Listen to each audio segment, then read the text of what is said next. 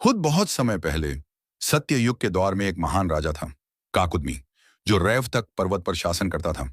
उसकी एक सुंदर, बुद्धिमान और तेजस्वी पुत्री थी, रेवती।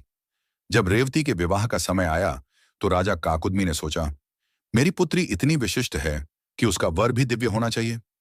वह सोचने लगे कि कौन सबसे योग्य है, लेकिन उन्हें पृथ्वी पर कोई योग्य वर नहीं मिला।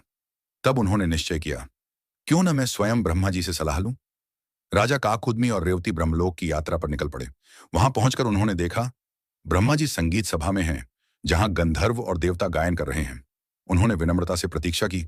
जब संगीत समाप्त हुआ तो उन्होंने ब्रह्मा जी से कहा, हे प्रभु, मैं अपनी पुत्री के लिए योग्य बचाता हूं। कृपया बताइए, कौन उपयुक्त रहेगा।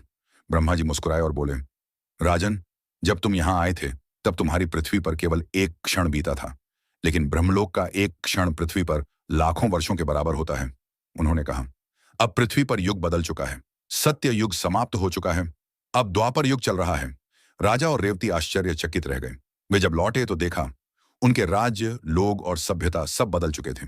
ब्रह्मा जी ने उन्हें सलाह दी, अब तुम अपनी पुत्री का विवाह बलराम जी, जो भगवान विष्णु के अवतार हैं, उनसे करा दो। और जब रेवती का विवाह हुआ तो क्योंकि वह बहुत ऊंची थी, यानी वो थी सत्य युग की विशाल मानव जाति से, बलराम जी ने अपने हल से उसका आकार छोटा कर दिया, ताकि वह उनके समय की पृथ्वी के मानवों जैसी हो जाए।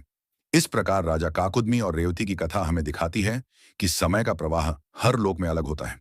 यह कहानी इस बात का प्रमाण है कि हमारे ऋषियों को समय सापेक्षता यानी टाइम डिलेशन का ज्ञान हजारों वर्ष पहले ही था।